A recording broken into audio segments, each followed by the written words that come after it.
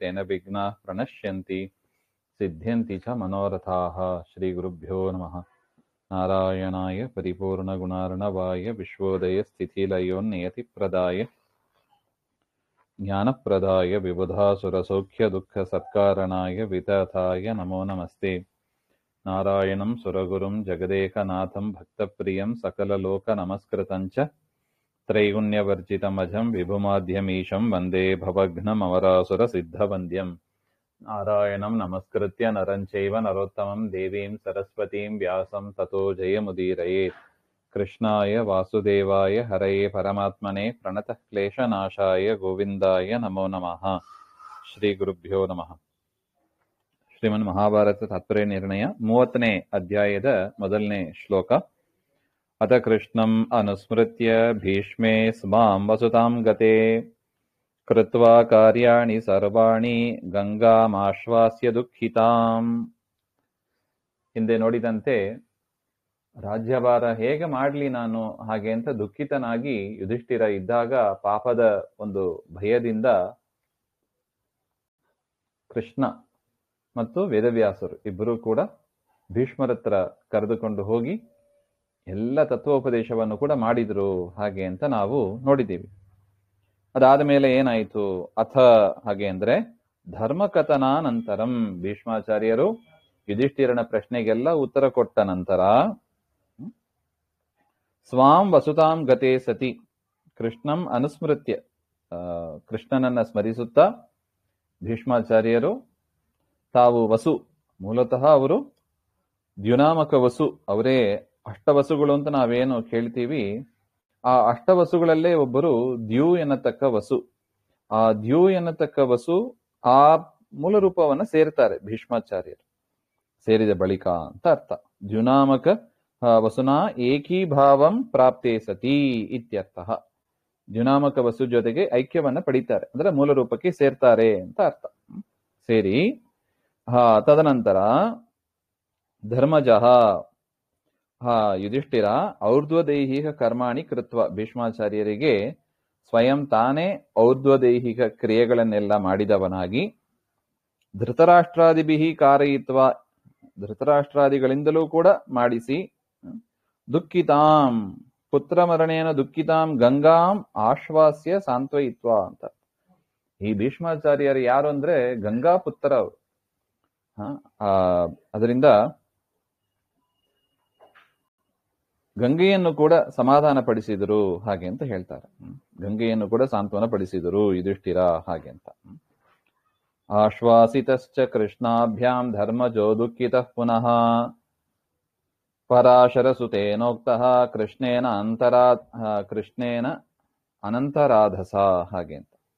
ಕೃಷ್ಣಾಭ್ಯಾಂ ಸ್ವಯಂ ಆಶ್ವಾಸಿತಶ್ಚ ದುಃಖಿತಸನ್ ಪುನಃ ಅನಂತರಾಧಸ ಅಪರಿಮಿತ ಭೀಷ್ಮಸಿದ್ಧಿಮತ ಪರಾಶರ ಸುತೇನ ವೇದವ್ಯಾಸೇನ ಉಕ್ತಃ ಅಭೂತ್ ಇತಿ ಶೇಷಃ.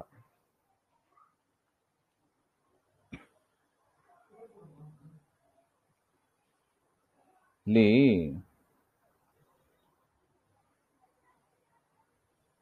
ಸಾಂತ್ವನ ಮಾಡಿದ್ದು ಕೃಷ್ಣ ಅಂತ ಹೇಳ್ತಾರೆ. ಯಾಕೆ? ಯುಧಿಷ್ಠಿರನಿಗೂ ಕೂಡ ದುಃಖ ಬಂತಂತೆ, ಭೀಷ್ಮರು ಹೋದರಲ್ಲ ಅಂತ. ಗಂಗೆಗೆ ದುಃಖ, ಯುಧಿಷ್ಠಿರನಿಗೆ ದುಃಖ, ಇವರೆಲ್ಲರನ್ನೂ ಕೂಡ ಸಾಂತ್ವನ ಮಾಡಿದ್ದು ಕೃಷ್ಣ ಹಾಗೆ ಅಂತ ಹೇಳ್ತಾರೆ. ಪುನಃ ಅನಂತರಾಧಸ ಅಪರಿಮಿತ ಅಭೀಷ್ಟ ಸಿದ್ಧಿ ಮತ ಪರಶರ ವೇದವ್ಯಾಸರಿಂದ ಕೆಲವು ಉಪದೇಶವನ್ನ ಯುಧಿಷ್ಠಿರನಿಗೆ ಹೇಳ್ತಾರೆ. ಅಂದರೆ ವೇದವ್ಯಾಸರು ಕೆಲವು ಮಾತುಗಳನ್ನ ಯುಧಿಷ್ಠಿರನಿಗೆ ಹೇಳ್ತಾರೆ ಹಾಗೆ ಅಂತ. ಏನದು?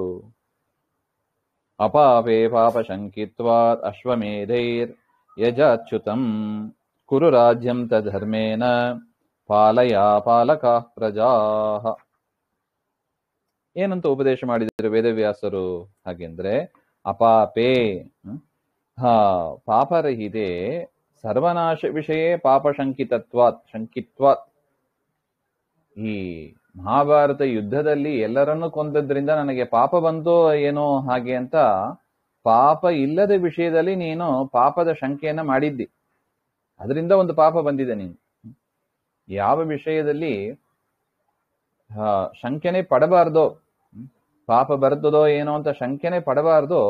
ಅಂತಹ ವಿಷಯದಲ್ಲಿ ನೀನು ಪಾಪ ಬಂತೋ ಏನೋ ಅಂತ ಶಂಕೆ ಪಟ್ಟಿದ್ಯಾ, ಅದು ಒಂದು ಪಾಪ ಅಂತಾರೆ. ಏಕಾದಶಿ ಮಾಡಿದ್ರೆ ಹೊಟ್ಟೆಗೆ ತೊಂದರೆ ಆಗ್ತದೆ, ಹೊಟ್ಟೆಗೆ ಕಷ್ಟ ಆಗ್ತದೆ, ಹೊಟ್ಟೆಯಲ್ಲಿರುವ ಕೆಟ್ಟ ಕ್ರಿಮಿಗಳಿಗೆ ತೊಂದರೆ ಆಗ್ತದೆ, ಅದರಿಂದ ಏಕಾದಶಿ ಮಾಡಬಾರ್ದೋ ಏನೋ ಹೀಗೆ ಅಂತೆಲ್ಲ ಶಂಕೆ ಮಾಡಬಾರ್ದು. ಹೊಟ್ಟೆಯಲ್ಲಿರುವ ಕೆಟ್ಟ ಕ್ರಿಮಿಗಳು ಸಾಯಲೇಬೇಕು. ಯಾಕೆ? ಅದು ನಮಗೆ ಅನಾರೋಗ್ಯವನ್ನು ತಂದು ಕೊಡುತ್ತದೆ. ಹೇಗೋ ಹಾಗೆ ದುಷ್ಟರನ್ನ ಸಂಹಾರ ಮಾಡುವುದು ಅದು ಸತ್ಕಾರ್ಯ, ಒಳ್ಳೆ ಕಾರ್ಯ. ಅದು ಪಾಪನೋ ಏನೋ ಹಾಗೆ ಅಂತ ಶಂಕೆ ಮಾಡ್ತಾ ಕೂತಿದ್ರೆ ಅದೇ ಪಾಪಕ್ಕೆ ಕಾರಣ ಆಗ್ತದೆ. ಇದು ಯುಧಿಷ್ಠಿರ ಮಾಡಿದ್ದು ಇದೆ. ಅದರಿಂದ ನಿನಗೆ ಪಾಪ ಬಂದಿದೆ, ಆ ಪಾಪ ಪರಿಮಾರ್ಜನೆಗಾಗಿ ನೀನು ಒಂದು ಅಶ್ವಮೇಧ ಯಾಗವನ್ನು ಮಾಡು ಅಂತ ವೇದವ್ಯಾಸರು ಹೇಳ್ತಾರೆ. ಹೇಳಿ ಅಶ್ವಮೇಧೈಹಿ ಅಚ್ಯುತಂ ಯಜ, ಪರಮಾತ್ಮನನ್ನ ನೀನು ಪೂಜೆ ಮಾಡು, ಅದೇ ಪ್ರಾಯಶ್ಚಿತ್ತ. ಹಾಗೆ ಅಂತ ಹೇಳಿ ಧರ್ಮೇನ ರಾಜ್ಯಂ ಕುರು, ತದನಂತರ ರಾಜ್ಯ ಬಂದಿದೆ, ನಿನ್ನ ಸಂಶಯ ಎಲ್ಲ ಪರಿಹಾರ ಆಗಿದೆ, ಭೀಷ್ಮರೇ ಹೇಳಿದ್ದಾರೆ, ಇನ್ನು ನಿಸ್ಸಂಶಯವಾಗಿ ಧರ್ಮದಿಂದ ಈ ರಾಜ್ಯವನ್ನ ಪರಿಪಾಲನೆ ಮಾಡು, ಯಾರು ಪಾಲಕರಹಿತರಾಗಿ ಪ್ರಜೆಗಳು ಇದ್ದಾರೆ ಅವರನ್ನೆಲ್ಲ ಪಾಲನೆ ಮಾಡು, ಹಾಗೆ ಅಂತ ಇಷ್ಟು ವಿಚಾರವನ್ನ ವೇದವ್ಯಾಸರು ಉಪದೇಶ ಮಾಡಿದರು ಹಾಗೆ ಅಂತ ನಾವು ಕೇಳ್ತೀವಿ. ಇತ್ಯುಕ್ತ ತಥಾ ಚಕ್ರೆ ತ್ಯಕ್ತ್ವಾ ಭೋಗಾಂಶ್ಚ ಕೃತ್ಸ್ನಶಃ ಗೋವ್ರತಾದಿವ್ರತೈರ್ಯುಕ್ತಃ ಪಾಲಯಾಮಾಸ ಮೇದಿನೀಂ ಸಹ ರಾಜ ತಥಾ ವ್ಯಾಸೋಕ್ತ ರಾಜ್ಯಪಾಲನಾಧಿಕಂ ಚಕ್ರೆ. ವೇದವ್ಯಾಸರು ಹೇಳಿದ ರೀತಿಯಲ್ಲಿ ರಾಜ್ಯ ಪರಿಪಾಲನೆ ಮಾಡಿದರಂತೆ. ಕೃತ್ಸ್ನಶಃ ಕಷ್ಟಪಟ್ಟು ಎಲ್ಲಾ ಭೋಗಾನ್, ಸ್ತ್ರೀ ಭೋಗಾದಿ ಸರ್ವ ವಿಷಯ ಭೋಗಾನ್ ತ್ಯಕ್ತ್ವ, ಸ್ತ್ರೀಯ ಭೋಗ, ಸಂಪತ್ತಿನ ಭೋಗ, ಅರಮನೆಯ ರಾಜದ ಭೋಗ ಎಲ್ಲವನ್ನು ಕೂಡ ಬಿಟ್ರಂತೆ. ಯಾಕೆ? ಎಲ್ಲವೂ ಅಶಾಶ್ವತ. ಸ್ತ್ರೀ ಸುಖ ಇರಬಹುದು, ಸಂಪತ್ತಿನ ಸುಖ ಇರಬಹುದು, ಎಷ್ಟು ಕಾಲ ಇರುತ್ತದೆ ಯೋಚನೆ ಮಾಡಿದರೆ ಗೊತ್ತಾಗ್ತದೆ ನೋಡಿ. ಅದರಿಂದ ಇದು ಯಾವುದೂ ಕೂಡ ಶಾಶ್ವತ ನಿತ್ಯ ಸುಖದ ಮುಂದೆ ಇದೆಲ್ಲ ಲವಲೇಶೂ ಅಲ್ಲ. ಪರಮಾತ್ಮ ಕೊಡತಕ್ಕ ಮೋಕ್ಷ ಸುಖ ಇದಲ್ಲ. ಜನನ ಮರಣರಹಿತವಾದ, ರೋಗ ಮುಪ್ಪು ಇಲ್ಲದೆ ಇರತಕ್ಕ ಅದ್ಭುತವಾದ ಆ ಒಂದು ಸುಖದ ಮುಂದೆ ಈ ಅಲ್ಪ ಸುಖ ಯಾವುದೂ ಇಲ್ಲ. ಇದೆಲ್ಲ ತ್ಯಾಜ್ಯ ಹಾಗೆ ಅಂತ ಜ್ಞಾನಿಗಳು ಹಾಗೆ ಚಿಂತನೆ ಮಾಡ್ತಾರೆ. ಅದರಿಂದ ಅದನ್ನೆಲ್ಲ ಬಿಟ್ಟು ಗೋವ್ರತಂ, ಗೋಭಕ್ಷ್ಯಾರ್ಥಂ ಧಾನ್ಯಂ ದತ್ವಾ ತನ್ನಿರ್ಗತ ಧಾನ್ಯಾನೇನ ಶರೀರ ನಿರ್ವಾಹ ರೂಪಂ ವ್ರತಂ ಗೋವ್ರತಂ, ಗೋವ್ರತವನ್ನು ಮಾಡಿದ್ರು ಹಾಗೆ ಅಂತ ಹೇಳ್ತಾರೆ. ಅದೇನು ಗೋವ್ರತ ರೂಪ ಅಂದ್ರೆ, ಆಕಳಿಗೆ ಒಂದು ಇಷ್ಟು ಧಾನ್ಯವನ್ನು ಕೊಡ್ಬೇಕಂತ. ಆ ಧಾನ್ಯ ಅದು ಸ್ವಲ್ಪ ತಿಂದು ಸ್ವಲ್ಪ ಉಳಿಸ್ತದೆ. ಅದರಿಂದ ಇಟ್ಟುಕೊಂಡು ತಾನು ಬದುಕಬೇಕು ಅಷ್ಟೇ. ಎಷ್ಟು ಚಂದ ಇದೆ ನೋಡಿ, ಗೋವ್ರತ ಅಂತ ಕರೀತಾರೆ. ಒಂದು ಅಕ್ಕಿ ಕೊಡ್ತೀವಿ ಅಂತ ಇಟ್ಟುಕೊಳ್ಳಿ, ಆಕಳಿಗೆ ಒಂದು ತಟ್ಟೆಯಲ್ಲಿ ಅಕ್ಕಿ ಇಡ್ತೀವಿ, ಅದು ಎಷ್ಟು ಬೇಕೋ ಅಕ್ಕಿ ತಿನ್ನುತ್ತದೆ. ತಿಂದು ಮಿಕ್ಕಿದ್ದನ್ನ ತಂದು ತಾನು ಭೋಗ ಮಾಡೋದು, ಶರೀರ ನಿರ್ವಾಹ ರೂಪವಾದ ಭೋಜನವನ್ನ ಮಾಡೋದು, ಇದು ಒಂದು ವ್ರತ. ಇದನ್ನು ಗೋವ್ರತ ಅಂತ. ಇವೇ ಮೊದಲಾದ ವ್ರತಗಳನ್ನ ಮಾಡುವವರಾಗಿ ಯದ್ಯಪಿ ರಾಜ ಅಂದ್ರೆ ಏನು, ಸಾಮಂತ ರಾಜ ಇಲ್ಲ, ಇಡೀ ಭೂಮಂಡಲದ ಚಕ್ರವರ್ತಿ, ಹಿಂದಿನ ಕಾಲ ಚಕ್ರವರ್ತಿ ಎಂತಹ ವ್ರತಗಳನ್ನ ಮಾಡ್ತಾ ಇದ್ರು ನೋಡಿ. ದೇವಸ್ಥಾನಕ್ಕೆ ಹೋಗಿ ತಮ್ಮ ಕೈಯಿಂದ, ಕೆಲಸದವರಿಂದ ಅಲ್ಲ, ತಾವೇ ದೇವಸ್ಥಾನ ಮಂದಿರ ಗೋಡೆಗಳನ್ನೆಲ್ಲ ಸ್ವಚ್ಛ ಮಾಡ್ತಾ ಇದ್ರು ಅಂತ ನಾವು ಕೇಳ್ತೀವಿ ಭಾಗವತದಲ್ಲಿ. ಆ ರೀತಿಯಾಗಿ ಇದ್ರು. ಯುಧಿಷ್ಠಿರ ನೋಡಿದ್ರೆ ಗೋವ್ರತವನ್ನು ಮಾಡ್ತಾರೆ ಹಾಗೆ ಅಂತ ಕೇಳ್ತಾ ಇದ್ವಿ. ಅದ್ಭುತ ಚರಿತ್ರೆ ಅವರದು. ಈ ರೀತಿಯಾಗಿ ಭೂಮಿಯನ್ನ ರಕ್ಷಣೆ ಮಾಡ್ತಾ ಇದ್ರು ಅಂತ ಹೇಳ್ತಾರೆ. ದದೌ ದೇಯಾನಿ ಮುಖ್ಯಾನಿ ಯಥಾ ಕಾಮಮಖಂಡಿತಂ ನೈವಾರ್ಥಿ ವಿಮುಖ ಕಶ್ಚಿತ್ ಅಭೂತ್ ಯೋಗ್ಯ ಕದಾಚನ. ಮುಖ್ಯಾನಿ ಉತ್ತಮಾನಿ ಧನಾದೀನಿ, ಏನೇನು ಕೊಡಬೇಕು, ಯಾರ್ಯಾರು ಏನೇನು ಕೇಳಿದ್ರೋ ಯಥಾ ಕಾಮಂ ಅದೆಲ್ಲವನ್ನು ಕೂಡ ಯುಧಿಷ್ಠಿರ ಕೊಡ್ತಾ ಇದ್ದಾರೆ ನೋಡಿ. ಯುಧಿಷ್ಠಿರನ ರಾಜ್ಯಭಾರ ಹೇಗಿತ್ತು ಅಂತ ವರ್ಣನೆ ಮಾಡ್ತಾ ಇದ್ದಾರೆ. ಹೇಗೆ ರಾಜ್ಯ ಪರಿಪಾಲನೆ ಮಾಡಿದ್ರು, ಯಾರ್ಯಾರು ಏನೇನು ಕೇಳ್ತಾ ಇದ್ರು ಎಲ್ಲವನ್ನು ಕೊಡ್ತಾ ಇದ್ರು. ಯಥೇಷ್ಟಂ ದದವು, ಎಷ್ಟು ಕೊಟ್ರು ಯಥೇಷ್ಟವಾಗಿ ಕೊಟ್ರು, ಅವ್ರಿಗೆ ಎಷ್ಟು ಬೇಕಾಗಿತ್ತೋ ಅಷ್ಟು ಕೊಟ್ರು. ಯೋಗ್ಯೋ ವಿಷ್ಣು ಭಕ್ತಿಯಾದಿಮಾನ್ ಅರ್ಥಿ ಕಶ್ಚಿದಪಿ ಕದಾಚನ ನ ವಿಮುಖ. ಯೋಗ್ಯನಾದವರು, ವಿಷ್ಣು ಭಕ್ತಿ ಉಳ್ಳವರು ಯಾರೂ ಕೂಡ ಯುಧಿಷ್ಠಿರನ ಹತ್ರ ಬಂದು ನನಗೆ ಸಿಕ್ಕಿಲ್ಲ ಅಂತ ಮನಸ್ಸು ನೊಂದುಕೊಂಡು ಹೋದವರು ಅಂತ ಇಲ್ಲವೇ ಇಲ್ಲವಂತೆ. ಆ ರೀತಿಯಾಗಿ ವಿಷ್ಣು ಭಕ್ತರನ್ನ ಚೆನ್ನಾಗಿ ನೋಡ್ಕೊಂಡ್ರು ಹಾಗೆ ಅಂತ ಹೇಳ್ತಾ ಇದ್ದಾರೆ.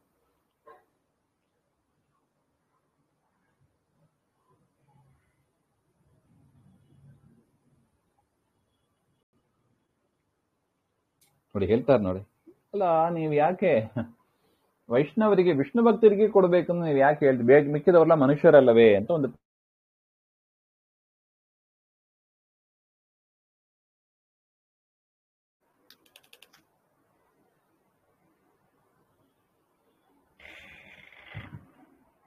ಮಿಕ್ಕಿದವ್ರಲ್ಲ ಮನುಷ್ಯರಲ್ವಾ, ಅವ್ರಿಗೆ ಕೊಡಬಾರ್ದಾ ಹಾಗೆ ಅಂತ. ಅದೇನು ವಿಷ್ಣು ಭಕ್ತರಿಗೆ ಕೊಡಬೇಕು ಹಾಗೆ ಅಂತ. ನೋಡಿ, ನಾವೇನೇ ಮಾಡಿದರೂ ಕೂಡ ಅದು ದೊಡ್ಡವರಿಗೆ ಸಮ್ಮತಿ ಇರಬೇಕು, ದೊಡ್ಡವರಿಗೆ ಸಮ್ಮತವಾದ ಕೆಲಸವನ್ನ ಮಾಡಬೇಕು. ಈ ಅನ್ನ ಔಷಧಿ ಇದಕ್ಕೆಲ್ಲ ಪಾತ್ರ ನೋಡ್ಬೇಕು ಅಂತ ಇಲ್ಲ. ಅನ್ನ ತಿಂದು ಬದುಕೋದಕ್ಕೆ ಎಲ್ಲರೂ ಯೋಗ್ಯರೇ. ಔಷಧಿ ತಿಂದು ಬದುಕೋದಕ್ಕೆ ಒಂದು ರೋಗಿ ಇದ್ದಾನೆ, ಅವನು ವಿಷ್ಣು ಭಕ್ತನೋ ಅಲ್ಲವೋ ಅಲ್ಲ ನೋಡ್ಬೇಕಾಗಿಲ್ಲ, ಎಲ್ಲರಿಗೂ ಕೊಡ್ಬೇಕು. ಆದ್ರೆ ಉಳಿದ ದಾನಗಳು ಇದೆ ನೋಡಿ, ಅದನ್ನ ಹೇಳ್ತಾ ಇದ್ದಾರೆ. ಅವೈಷ್ಣವಾಯ ದಾತವ್ಯೋ ನೋದ ಬಿಂದುರ್ ನ ತಂಡುಲಂ. ಯಾರು ಅವೈಷ್ಣವರು ಅಂತ ಇದ್ದಾರೆ ಅವರಿಗೆ ಏನನ್ನು ಕೊಡಬಾರದು ಅಂತಾರೆ. ಅದು ಬ್ಯಾಡ್ ವೈರಸ್ ಇದ್ದ ಹಾಗೆ. ಶರೀರದಲ್ಲಿ ಕೆಟ್ಟ ಬ್ಯಾಕ್ಟೀರಿಯಾಗಳು ಇದ್ದರೆ ಹೇಗೆ ನಮಗೆ ಅನಾರೋಗ್ಯವಾಗ್ತದೆ, ಆ ರೀತಿಯಾಗಿ ಸಮಾಜಕ್ಕೆ ಕಂಟಕರು. ಅವರಿಗೆ ನಾವು ಪ್ರೋತ್ಸಾಹ, ಟೆರರಿಸ್ಟಿಗೆ ಸಪೋರ್ಟ್ ಮಾಡಿದಂಗೆ ಆಗ್ತದೆ. ಮಾಡಬಾರದು ಅಂತಾರೆ.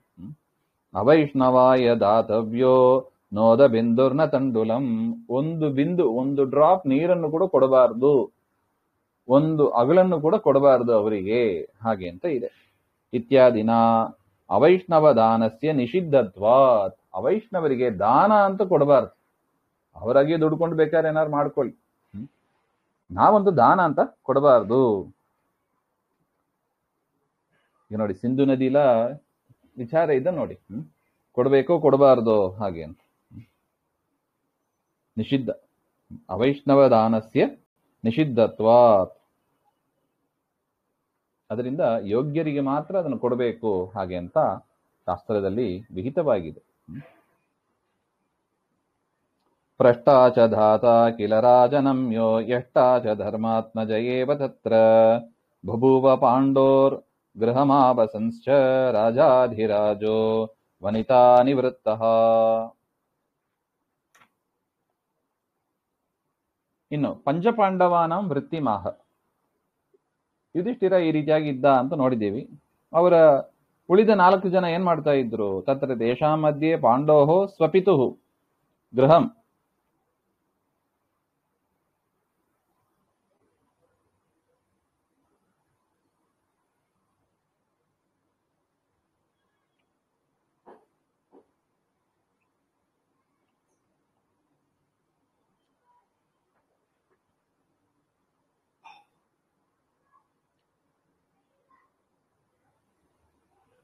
ಪ್ರಷ್ಟ ತತ್ವವಿಷಯೇ ಪ್ರಶ್ನಕರ್ತ ದಾತ ಅರ್ಥಿಭ್ಯ ದಾತ.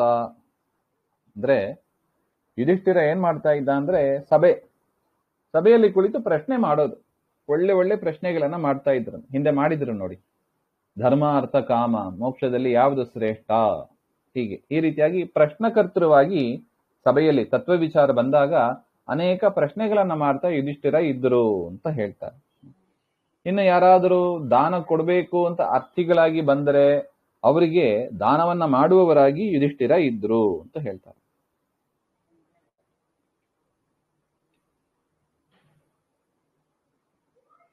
ಇನ್ನು ಅಖಿಲೈಹಿ ರಾಜಭಿಹಿ ನಮ್ಯ. ಇವರು ಇಡೀ ಭೂಮಂಡಲದ ಅಧಿಪತಿ. ಇವರು ಉಳಿದ ರಾಜರೆಲ್ಲ ಬರ್ತಾ ಇದ್ರು, ಅವರೆಲ್ಲ ಬಂದು ಕಪ್ಪ ಕಾಣಿಕೆ ಕೊಟ್ಟು ನಮಸ್ಕಾರ ಮಾಡಿ ಹೋಗೋರು. ಬೇರೆ ರಾಜರನ್ನೆಲ್ಲ ಮೀಟ್ ಮಾಡೋದು, ನಮಸ್ಕಾರ ಮಾಡಿಸ್ಕೊಳ್ಳೋದು, ತಗೊಳ್ಳೋದು, ಅದನ್ನೆಲ್ಲ ಇವರು ಮಾಡ್ತಾ ಇದ್ರು, ಯುಧಿಷ್ಠಿರ ಮಾಡ್ತಾ ಇದ್ರು ಅಂತ ಹೇಳ್ತಾ ಇದ್ದಾರೆ. ಅಶ್ವಮೇಧ ಯಜ್ಞಕರ್ತ, ಅಶ್ವಮೇಧ ಮುಂತಾದ ಯಾಗಗಳನ್ನ ಮಾಡ್ತಾ ಇದ್ರು, ಇದನ್ನೆಲ್ಲ ಯುಧಿಷ್ಠಿರ ಮಾಡ್ತಾ ಇದ್ದ ಅಂತ ಹೇಳ್ತಾರೆ. ಪಾಂಡೋಹೋ ಸ್ವಪಿತುಹು ಗೃಹೇ ಆವಾಸಂ. ಯುಧಿಷ್ಠಿರ ಎಲ್ಲಿ ವಾಸ ಮಾಡ್ತಾ ಇದ್ದ? ತನ್ನ ಮನೆ, ಪಾಂಡುರಾಜನ ಮನೆ ಅಂತ ಏನಿತ್ತು, ತನ್ನ ತಂದೆಯ ಅರಮನೆಯಲ್ಲೇ ತಾನು ವಾಸ ಮಾಡ್ತಾ ಇದ್ದ. ರಾಜ್ಞಾಂ ಅಧಿರಾಜ, ವನಿತಾ ವಿಷಯ ನಿವೃತ್ತ, ಸ್ತ್ರೀ ಭೋಗವನ್ನೆಲ್ಲ ಬಿಟ್ಟವನಾಗಿ ಆ ರಾಜ್ಯಪಾಲವನ್ನು ಮಾಡ್ತಾ ಇದ್ದ ಯುಧಿಷ್ಠಿರ ಹಾಗೆ ಅಂತ ಹೇಳ್ತಾರೆ. ತದನಂತರ ಭೀಮಸ್ತು ದುರ್ಯೋಧನಮೇವ ಸದ್ಮ ಪ್ರಪೇದಿವಾನ್ ಊರ್ಜಿತ ವೀರ್ಯ ಲಬ್ಧಂ ಕೃಷ್ಣಾ ಸಹಾಯ ಸುರರಾಜಯೋಗ್ಯಾನ್ ಅಭುಂಕ್ತ ಭೋಗಾನ್ ಯುವರಾಜ ಏವ.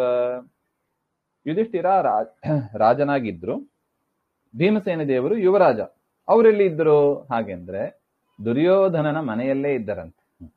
ನೋಡಿ, ಕಲಿ ಇದ್ದ ಮನೆಯಲ್ಲಿ ಯಾರು ವಾಸ ಮಾಡೋರು? ಯಾರಿಗೂ ಸಾಮರ್ಥ್ಯನೇ ಇರೋದಿಲ್ಲ, ಇನ್ನಷ್ಟು ಪಾಪನೇ ಬರ್ತಾ ಇತ್ತು ಅಂತ ಅದನ್ನ ಸ್ವಚ್ಛ ಮಾಡಿ ಭೀಮಸೇನ ದೇವರು ತಾವಲ್ಲಿ ವಾಸ ಮಾಡ್ತಾ ಇದ್ರು ಅಂತ ಹೇಳ್ತಾ ಇದ್ದಾರೆ ನೋಡಿ. ಊರ್ಜಿತ ವೀರ್ಯ ಲಬ್ಧ, ಉತ್ಕೃಷ್ಟ ಪರಾಕ್ರಮ ಪ್ರಾಪ್ತವಾದ, ತನ್ನ ಬಾಹುಬಲದಿಂದ ಪಡೆದದ್ದು, ಆ ದುರ್ಯೋಧನನ್ನ ಬೀಳಿಸಿ ಪಡೆದ ಮನೆ, ಆ ಮನೆಯಲ್ಲಿ ವಾಸ ಮಾಡುತ್ತಾ ಕೃಷ್ಣ ಸಹಾಯ ದ್ರೌಪದ್ಯ ಸಹಾಯಭೂತ, ದ್ರೌಪದಿ ದೇವಿ ನಿರಂತರ ಸೇವೆ ಮಾಡ್ತಾ ಇದ್ದದ್ರು ಭೀಮಸೇನ ದೇವರಿಗೆ. ಸುರರಾಜ ಯೋಗಾನ್, ರಾಜರಿಗೆ ಯೋಗ್ಯವಾದ ಎಲ್ಲವನ್ನು ಕೂಡ ಭೋಗವನ್ನು ಕೂಡ ಮಾಡ್ತಾ ಭೀಮಸೇನ ದೇವರು ಇದ್ರು ಹಾಗೆ ಅಂತ. ಇನ್ನು ಕೃಷ್ಣ ಚ ಪಾರ್ಥ ಚತುರೋ ವಿಹಾಯ ಸುವ್ಯಕ್ತ ಸಾರಸ್ವತ ಶುದ್ಧ ಭಾವ ರರಾಜ ರಾಜ ವರಜೇನ ನಿತ್ಯಂ ಅನನ್ಯ ಯೋಗೇನ ಶಿಖೇವ ವನ್ನೇಹೆ. ಕೃಷ್ಣ ದ್ರೌಪದಿ ಯುಧಿಷ್ಠಿರಾದೀನ್ ಪಾರ್ಥಾನ್ ವಿಹಾಯ, ಯುಧಿಷ್ಠಿರ ಅರ್ಜುನ ನಕುಲ ಸಹದೇವ 4 ಜನರನ್ನು ಬಿಟ್ಟು ಬಿಟ್ರು. ಅವರಿಗೆಲ್ಲ ಬೇರೆ ಬೇರೆ ಮಡದಿಯರು ಇದ್ರು ಅಂತ ಅವ್ರನ್ನೆಲ್ಲ ಬಿಟ್ಟು ಬಿಟ್ಟು ಭೀಮನ ಜೊತೆಗೆ ವಿಶೇಷವಾಗಿ ದ್ರೌಪದಿ ದೇವಿ ವಾಸ ಮಾಡ್ತಾ ಇದ್ದರಂತೆ. ಅನ್ಯಯೋಗ ರಹಿತೇನ ರಾಜ ಅಬರಜೇನ ಭೀಮೇನ ರರಾಜ, ಭೀಮಸೇನ ದೇವರ ಜೊತೆಗೆ ಶೋಭಿಸ್ತಾ ಇದ್ದರು. ಸುವ್ಯಕ್ತ ಸಾರಸ್ವ ಶುದ್ಧ ಭಾವ, ಶುದ್ಧ ಭಾವ ಉಳ್ಳವರಾಗಿ ಅವರಿದ್ದರು ಅಂತ ಹೇಳ್ತಾರೆ. ಅತಿವ್ಯಕ್ತ ಸರಸ್ವತಿ ಸ್ವಭಾವ ಸದೃಶ ಸ್ವಭಾವ, ಸರಸ್ವತಿ ದೇವಿ ಅಂತ ಸ್ವಭಾವ ಭಾರತೀ ದೇವಿ ಅಲ್ಲವೇ, ಆ ರೀತಿಯಾಗಿ ಇದ್ದರು ಅಂತ. ಹೇಗೆ ಪೂರ್ಣ ಸರಸ್ವತಿ ನದಿ ಹೇಗೆ ನದಿ ಜಲ ನಿರ್ಮಲವಾಗಿ ಇರುತ್ತದೆ, ಆ ರೀತಿಯಾಗಿ ಇದ್ದರು ಅಂತ. ವನ್ನೇಹೇ ಶಿಖಾಹ ವನ್ನಿನಾ ಯಥ, ಬೆಂಕಿಯಂತೆ ಪ್ರಜ್ವಲಿಸ್ತಾ ಇದ್ದರು. ಬೆಂಕಿಯ ಜ್ವಾಲೆ ಹೇಗಿರುತ್ತದೆ ಆ ರೀತಿಯಾಗಿ ಧೂಮ ಸಂಬಂಧ ಭಾವೇನ, ಹೊಗೆ ಇಲ್ಲದೆ ಹೇಗೆ ಪ್ರಜ್ವಲಿಸ್ತಾ ಇದೆ. ಜ್ವಾಲೆ ಬಂದು ಬಿಟ್ರೆ ಧೂಮ ಇರೋದಿಲ್ಲ ನೋಡಿ, ಅಷ್ಟು ತನಕ ಧೂಮ ಇರುತ್ತದೆ. ಜ್ವಾಲೆ ಬಂದ ಅಗ್ನಿಯಂತೆ ಪ್ರಜ್ವಲಿಸ್ತಾ ಇದ್ರು ಅಂತ ಹೇಳ್ತಾ ಇದ್ದಾರೆ. ಪ್ರೀತ್ಯೈವ ವಿಜ್ಞಾನ ಯೋಜಾನ್ಯ ಪಾರ್ಥೈಃ ಸಂವಾದತಃ ಪರಿಹೃತ ಗತ ಭಾವಿಕಾಲೇ ಅಪಿ ಸ್ವಕೀಯಂ ಪತಿಮೇವ ಭೀಮಂ ಅವಾಪ್ಯ ಸಾ ಪರ್ಯಚರನ್ಮುದೈವ.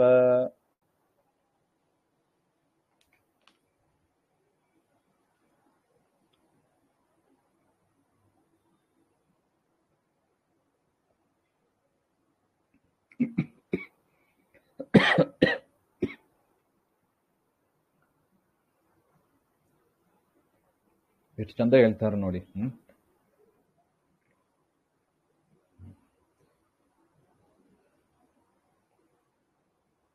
ಉತ್ತಮ ಭಕ್ತಿಯೈವ ಧರ್ಮಾನುಕೂಲ್ಯೇನ ಚತುರ್ದಶ ವಿದ್ಯಾ ಧಾರಣಂ, ಧರ್ಮಕ್ಕೆ ಅನುಕೂಲವಾಗಿ ಇದ್ದು 14 ಶಾಸ್ತ್ರವನ್ನ ಧರಿಸಿದವರು. ತೇನ ಸಹಿತೆಯ ಪ್ರೀತ್ಯ ಉತ್ತಮ ಭಕ್ತಿಯೈವ, ಉತ್ತಮವಾದ ಭಕ್ತಿಯಿಂದ ದ್ರೌಪದಿ ದೇವಿ ಅನ್ಯಪಾರ್ಥೈ ಭೀಮ ವ್ಯತಿರಿಕ್ತ ಧರ್ಮರಾಜಾದಿ ಚತುರ್ಭಿ ಸಂವಾದತಃ ಸಮ್ಮತ್ಯಾಪಿ ಇದಾನೀಂ ಗತ ಭಾವಿಕಾಲೆ, ಆ 4 ಜನರ ಸಮ್ಮತಿಯಿಂದಲೂ ಕೂಡ ಯುಧಿಷ್ಠಿರ ಅರ್ಜುನ ನಕುಲ ಸಹದೇವ ಅವರ ಸಮ್ಮತಿಯನ್ನು ಕೂಡ ಪಡೆದು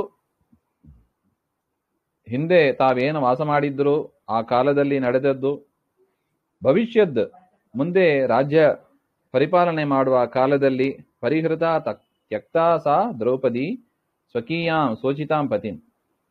ಈ 4 ಜನ ಹಿಂದೆನೂ ಕೂಡ ದ್ರೌಪದಿ ದೇವಿಯನ್ನು ಬಿಟ್ಟಿದ್ರಂತೆ, ಭೀಮಸೇನ ದೇವರ ಪತ್ನಿಯಾಗಿ ಇರಲಿ ಅಂತ ಬಿಟ್ಬಿಟ್ಟಿದ್ರು. ಹಿಂದೆನೂ ಬಿಟ್ಟಿದ್ರು, ಯುದ್ಧ ಆಯಿತು, ತದನಂತರನೂ ಕೂಡ ಬಿಟ್ಟಿದ್ರು. ಹಾಗೆ ಹಿಂದೆ ಬಂದಿದ್ದ ವಿಚಾರ ಇದು. ದ್ರೌಪದಿ ದೇವಿಗೆ ಉಚಿತವಾದ ಪತಿ ಅಂದ್ರೆ ಯದ್ಯಪಿ 5 ಜನರ ಮದುವೆ ಆಗಿದ್ದಾರೆ, ಅದಕ್ಕೆ ಅನೇಕ ಕಾರಣಗಳನ್ನ ಹಿಂದೆ ಆಚಾರ್ಯರು ಹೇಳಿದ್ರು. ಆದರೆ ವಿಶೇಷವಾಗಿ ಭೀಮಸೇನ ದೇವರ ಜೊತೆಗೇನೆ ದ್ರೌಪದಿ ದೇವಿ ಇದ್ರು. ಹಿಂದೆನೂ ಹಾಗೆ ಇತ್ತು, ಮುಂದೇನೂ ಹಾಗೆ ಆದ್ರು ಅಂತ. ಭೀಮಮೇವ ಅವಾಪ್ಯ, ಭೀಮನ ಜೊತೆಗೆ ಇದ್ದು ಮುದೈವ ಸಂತೋಷೇನ ಪರ್ಯಚರ ಸೇವಾಂ ಚಕ್ರೆ. ಹಾಗೆ ನೋಡಿ, ಇದು ಯಾವ್ದು 14 ವಿದ್ಯೆ ಪಟ್ಟಿಯನ್ನು ಕೊಡ್ತಾರೆ. ಅಂಗಾನಿ ವೇದ ಚತ್ವಾರೋ ಮೀಮಾಂಸಃ ನ್ಯಾಯ ವಿಸ್ತರ ಪುರಾಣಂ ಧರ್ಮಶಾಸ್ತ್ರಂ ವಿದ್ಯಾಹೇತೆ ಚತುರ್ದಶ. ಹಂಗ 4 ವೇದ, 4 ವೇದ ಅಂಗ, 6 ವೇದ ಅಂಗ, 10 ಆಯ್ತು ನೋಡಿ.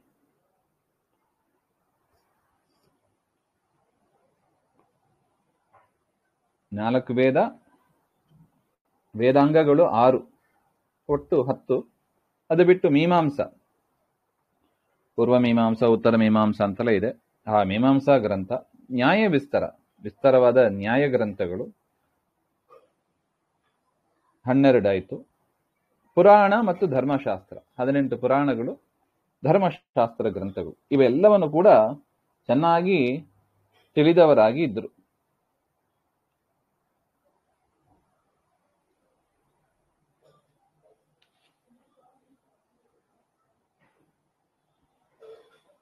ವಾಯುದೇವರು ಈ ರೀತಿಯಾಗಿ, ಭೀಮಸೇನ ದೇವರು ಈ ರೀತಿಯಾಗಿ ಇದ್ರು ಅಂತ ಹೇಳ್ತಾರೆ.